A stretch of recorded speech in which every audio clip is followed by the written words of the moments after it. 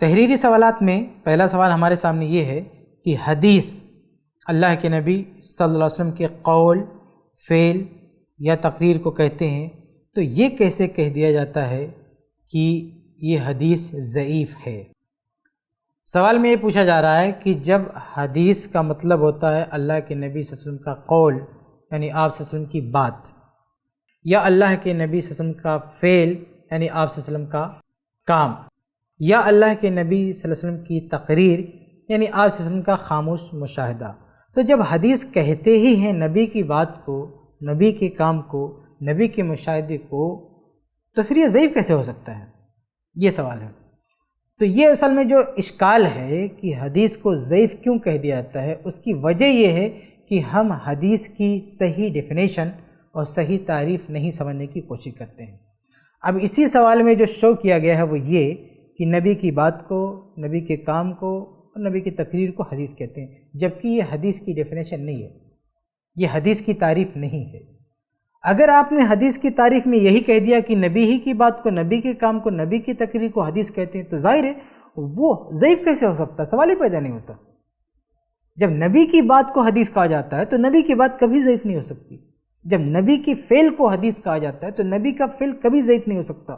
جب نبی کی تقریر کو حدیث کہا جاتا ہے، نبی کی تقریر کبھی ضعیف نہیں ہو سکتی۔ تو یہ اشکال اس لیے پیدا ہوتا ہے کیونکہ ہم حدیث کا مطلب نہیں سمجھتے۔ تو حدیث کی صحیح ڈیفینیشن کیا ہے وہ میں آپ کے سامنے رکھتا ہوں، اس ڈیفینیشن پر آپ غور کریں گے تو یہ شبہ ختم ہو جائے گا۔ میں حدیث کی ڈیفینیشن عربی میں پیش کرنے کے ساتھ ساتھ اس کا مفہوم آپ کو بتاتا ہوں۔ عربی میں کہتے ہیں کہ ما اضیف الی النبی صلی اللہ علیہ وسلم من قول او فعل او تقریر او وصف۔ اس کا ترجمہ ہے کہ ہر وہ قول، ہر وہ بات، ہر وہ کام، ہر وہ تقریر یا ہر وہ خوبی، ان چار میں سے کوئی بھی اضیف الی النبی، نبی کی طرف منسوب کر دی جائے وہ حدیث ہے۔ یہ حدیث کی ڈیفینیشن ہے۔ ان چار میں سے کوئی بھی چیز نبی کی طرف منسوب کر دی جائے، نبی کی طرف اس کا رخ دے دیا جائے، نبی صلی اللہ علیہ وسلم کا لیول لگا دیا جائے، تو اس کا نام ہو گیا حدیث، چاہے یہ نسبت صحیح ہو یا جھوٹی ہو، اسے لینا دینا نہیں۔ آپ کسی بھی بات کو لے کر، کسی بھی کام کو لے کر، کسی تقریر کو لے کر، کسی خوبی کو لے کر یہ کہہ دیں یہ ہمارے نبی کی ہے، ان کی نبی کی طرف منسوب کر دیں، تو اسی کا نام حدیث ہے، چاہے آپ یہ نسبت صحیح کر رہے ہوں یا جھوٹ بول رہے ہوں، نبی کا نام سچ میں جوڑ رہے ہوں یا نبی صلی اللہ علیہ وسلم کا نام جھوٹ بول کر جوڑ رہے ہوں، بہر صورت اس کا نام حدیث ہو گیا۔ یہ حدیث کی ڈیفینیشن ہے۔ اب یہاں پہ سوال یہ پیدا ہوتا ہے کہ بھائی جو سچی حدیثیں ہیں، اللہ کے نبی صلی اللہ علیہ وسلم کی اپنی باتیں ہیں، ان کو تو حدیث کہا گیا، ٹھیک ہے، لیکن جو جھوٹی باتیں ہیں ان کو آپ حدیث کیوں کہتے ہیں؟ تو اس کا جواب یہ ہے کہ خود اللہ کے نبی صلی اللہ علیہ وسلم نے دونوں چیزوں کو حدیث کہا ہے، اس لیے ہم حدیث کہتے ہیں۔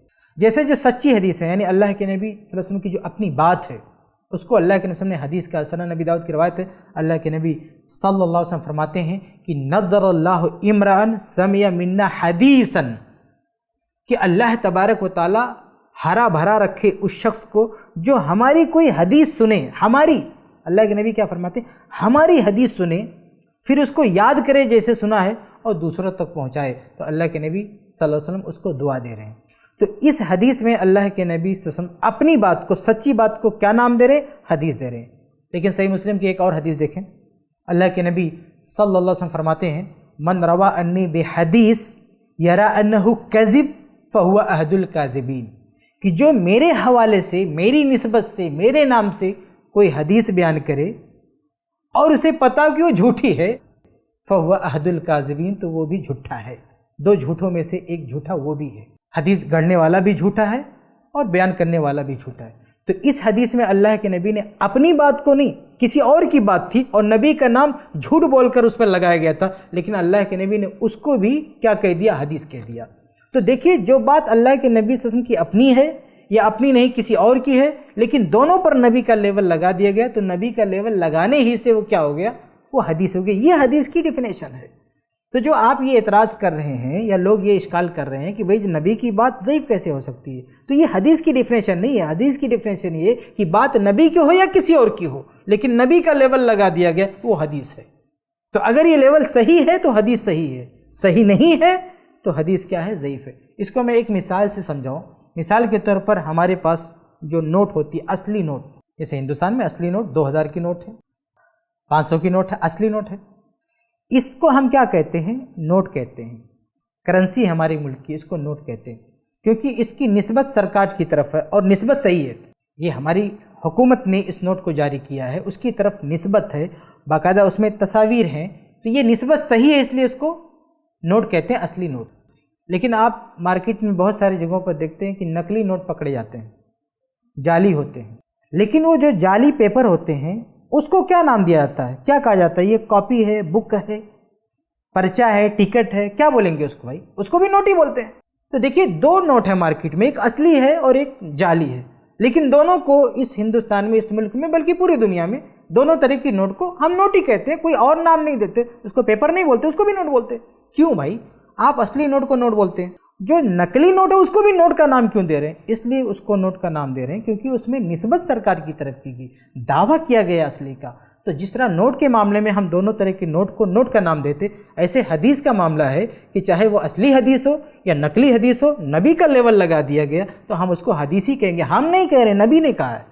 اللہ کے نبی صلی اللہ علیہ وسلم نے دونوں طرح کی حدیثوں کو حدیث کہا ہے، اس لیے حدیث کہتے ہیں۔ تو اپنے ذہن میں یہ بٹھا لیجئے کہ حدیث کی ڈیفینیشن یہ نہیں ہے کہ نبی کی بات کو حدیث کہتے ہیں، حدیث کی ڈیفینیشن یہ ہے کہ ہر اس بات کو حدیث کہتے ہیں جو نبی کی طرف منسوب کی گئی۔ اب یہ نسبت صحیح ہوگی تو ہم اس کو کہتے ہیں صحیح حدیث، اور نسبت غلط ہوگی تو ہم اس کو ضعیف یا موضوع جو بھی کہتے ہیں۔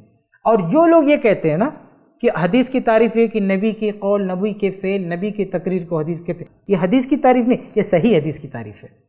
جب آپ سے کوئی کہے کہ حدیث کی تعریف کیا ہے تو آپ کیا کہیں؟ آپ سے کوئی پوچھے حدیث کی ڈیفینیشن کیا تو آپ کیا کہیں؟ آپ کہیں کہ ہر وہ بات، ہر وہ کام، ہر وہ تقریر، ہر وہ وصف جو نبی کی طرف منسوب ہو وہ حدیث ہے، چاہے نسبت صحیح ہو یا غلط۔